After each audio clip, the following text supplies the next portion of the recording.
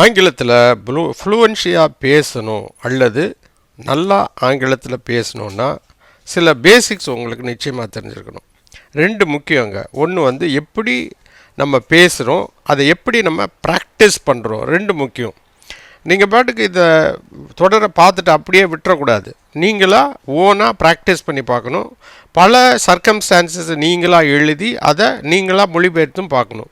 அப்படிங்கும்போது உங்கள் பிரெயின் வந்து அதை அப்சார்ப் பண்ணி வேண்டிய நேரத்தில் உங்களுக்கு தகுதியான சென்டென்ஸை கொடுக்கும்.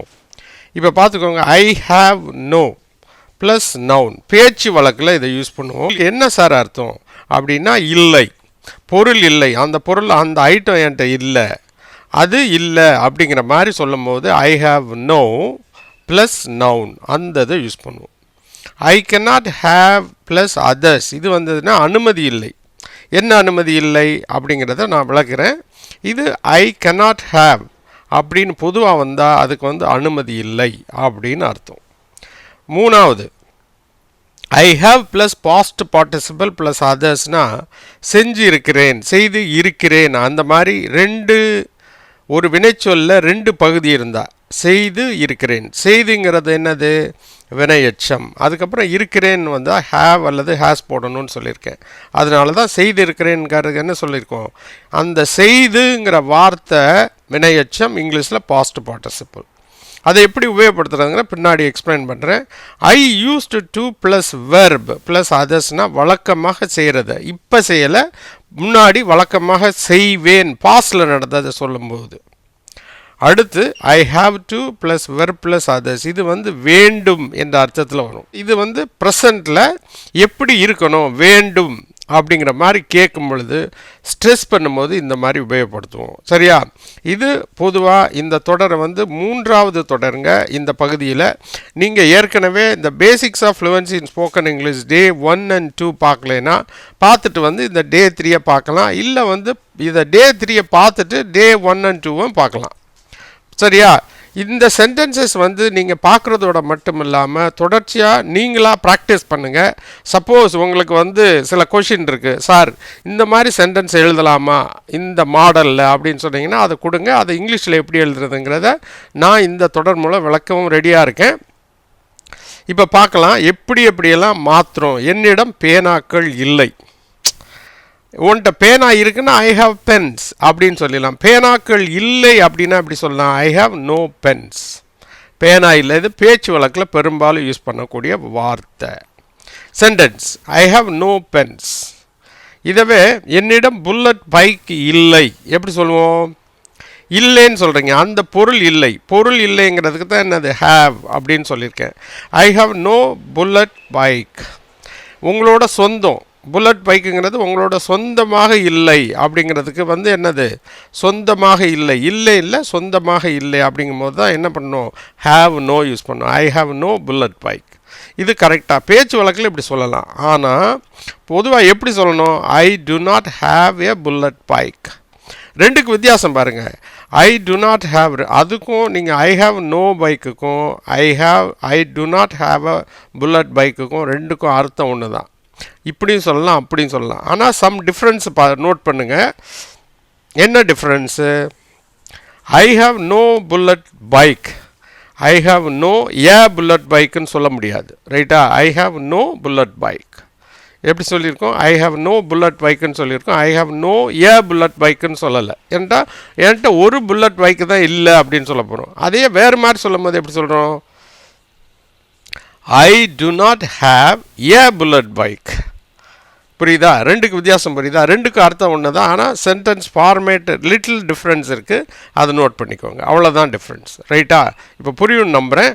அடுத்த ஒரு வாக்கியத்தையும் பார்த்துடலாம். இது கேனாட் ஹாவ். கேனாட் ஹாவ்னா அனுமதி இல்லை, அனுமதிக்க முடியாது அப்படிங்கிற அர்த்தத்தில் வரும். இந்த இடத்துல என்ன வரும், இந்த இடத்துல என்னது, தங்க அனுமதிக்க முடியாது. மூணுக்கும் சேர்த்து என்ன தான், கேனாட் ஹாவ் தான். அந்த எந்த முக்கியமான நீங்கள் அந்த வினைச்சொல்ல சொல்ல வர்றீங்களோ அதையும் அதோட மீனிங்குள்ளே இன்க்ளூட் பண்ணிக்கிடும். கேனாட் ஹாவ்னா எப்படி சார், இப்போ ஐ cannot have you over night அப்படின்னா கேனாட் ஹாவ்ங்கிற அர்த்தம் என்ன, தங்க அனுமதிக்க முடியாது. யூ ஓவர் நைட் நைட்டில் தங்குறதுக்கு அனுமதிக்க முடியாது. புரியுதா? ஏன்னா அவங்க வீட்டில் வந்து சில ரூம் இருக்காது, வேறு பிரச்சனைனால அவங்க என்ன பண்ணுவாங்க, ஒன்றும் இங்கே தங்கி வைக்க முடியாதுப்பா, ஹோட்டலில் போய் பார்த்துக்கோ, book the room in the hotel அப்படின்னு சொல்லலாம். இப்போ பொதுவாக அப்படி சொல்லுவான், ஐ cannot have you overnight. அந்த cannot haveங்கிறது எதை குறிக்குது? தங்க அனுமதிக்க முடியாது. ஆக இந்த ஒரு மீனிங் தானே? இல்லைங்க, வேறு மாதிரியும் வரும். நான் உன்னுடைய காரை நிறுத்த அனுமதிக்க முடியாது. இந்த இடத்துல என்னவா வரும்? நிறுத்த அனுமதிக்க முடியாதுங்கிறதா வந்துடும். ஐ cannot have your car அல்லது ஐ cannot have you your car அப்படின்னு சொல்லலாம். ரைட்டா? ஐ cannot have your car அல்லது ஐ cannot you your car. ரைட்டா? ஐ cannot have you your car. ரைட்டா? அடுத்து இப்போ அடுத்தது எப்படி இருக்குது? have plus past participle. ஹேவுக்கு அப்புறம் எப்பயுமே பார்த்து இருக்கிறேன்னு சொல்கிறாருங்க. பார்த்து அப்படிங்கிறது என்னது? நான் உங்களை ஏற்கனவே பார்த்துருக்கிறேன், நான் உங்களை ஏற்கனவே பார்த்துருக்கிறேன் அப்படிங்கிறதுக்கு என்னது? பார்த்து இருக்கிறேன். ரெண்டு வார்த்தை இருக்குது அந்த வினைச்சொல்ல. அந்த பார்த்துங்கிறது என்னது? அதுதான் வினையெச்சம். இங்கிலீஷில் வினையெச்சத்துக்கு என்ன? இங்கிலீஷில் பாஸ்ட் பார்ட்டிசிபிள். இருக்கிறேன் அப்படின்னா ஹேவ். அப்போ ஹேவ் முன்னாடி வரும், பார்த்து பின்னாடி போய்டும். அதுதான் இங்கிலீஷோட வாக்கியம். இதில் எப்படி சொல்கிறது? I have seen you before. I have seen you before. I have seen you பிஃபோர்னு வருது. சரியா? இதவே வேறு மாதிரி எப்படி சொல்லலாம்?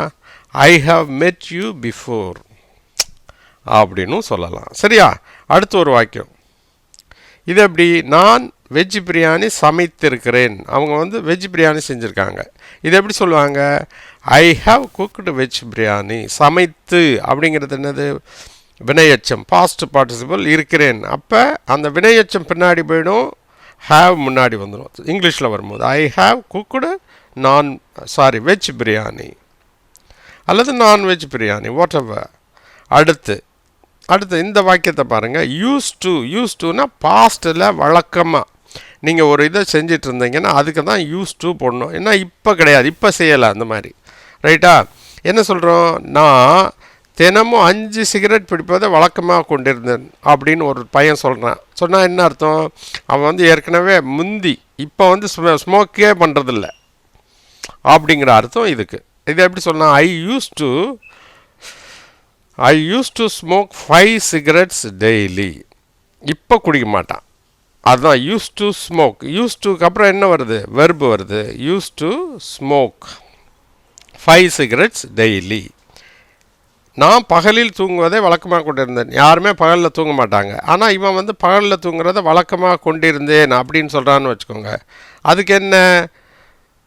நான் பகலில் தூங்குவதை வழக்கமாக கொண்டிருந்தேன். I use to sleep in the morning. ரைட்டா? அது இப்போ வந்து நைட்டில் தூங்குறான். அப்போ ஒரு காலத்தில் பகலில் தூங்கினான் அப்படிங்கிற சொல்லும் போது இதை வேறு மாதிரி எப்படி சொல்லலாம்? I use to sleep in த டே. ரைட்டா? இந்த மாதிரியும் சொல்லலாங்க. இது ஒரு விதமான சென்டென்ஸ் ஃபார்மேட். ரைட்டா? அடுத்து subject verb plus have to, அதுக்கப்புறம் இன்ஃபினிட்டிவ் வருது. To infinitive others. டு இன்ஃபினிட்டிவ்னா என்ன? To catch, to meet, to eat, இதெல்லாம் என்னது? To infinitive.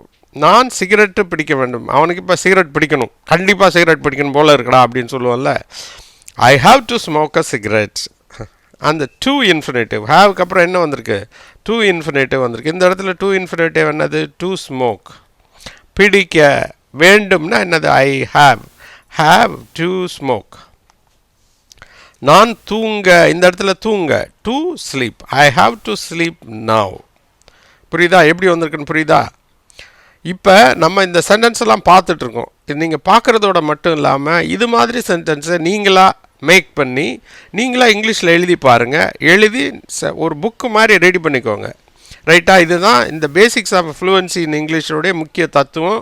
அதை ஃபாலோ பண்ணுங்கள். Practice, read, practice, watch the video, practice. அப்படி தான் பண்ணணும். கண்டிப்பாக பண்ணிங்கன்னா உங்களால் நிச்சயமாக நல்லபடியாக இங்கிலீஷில் பேச முடியும். மேலும் இந்த சேனலை பார்த்து கொண்டிருக்கும் அனைத்து அன்பர்களுக்கும் உங்கள் வீட்டு பக்கத்தில் தமிழ் வழியில் படிக்கும் மாணவ மாணவிகள், கல்லூரி அன்பர்கள், ஆங்கிலத்தை எழுத படிக்க விரும்பும் தமிழ் அன்பர்கள் இருந்தால் இந்த சேனலை பற்றி எடுத்து சொல்லுங்கள். இந்த சேனலை நீங்கள் சப்ஸ்கிரைப் பண்ணுன்னா ப்ளீஸ் சப்ஸ்கிரைப் பண்ணுங்கள். அதோடு மட்டும் இல்லாமல் இந்த பெல் ஐக்கானை கிளிக் பண்ண மறந்துடாதீங்க. அப்படி கிளிக் பண்ணுறதுனால நாங்கள் போடுற வீடியோக்கள் அனைத்தும் உங்களுக்கு உடனுக்குடன் வந்து சேரும் என்பதை இதன் மூலம் தெரிவித்துக் கொள்கிறோம். மேலும் இந்த சேனலின் பயன் உலகம் முழுமைக்கும் உள்ள தமிழ் பேசும் நம்ம சொந்தங்களுக்கு சென்றடைய இந்த சேனலை பற்றிய விவரங்களை வாட்ஸ்அப்பிலோ அல்லது ஃபேஸ்புக்கிலோ ஷேர் பண்ணுங்கள் என்றும் தாழ்மையுடன் கேட்டுக்கொள்கிறேன். நண்பர்களே, நன்றி, வணக்கம். மீண்டும் சந்திப்போம் அடுத்த ஒரு புதிய தொடரில்.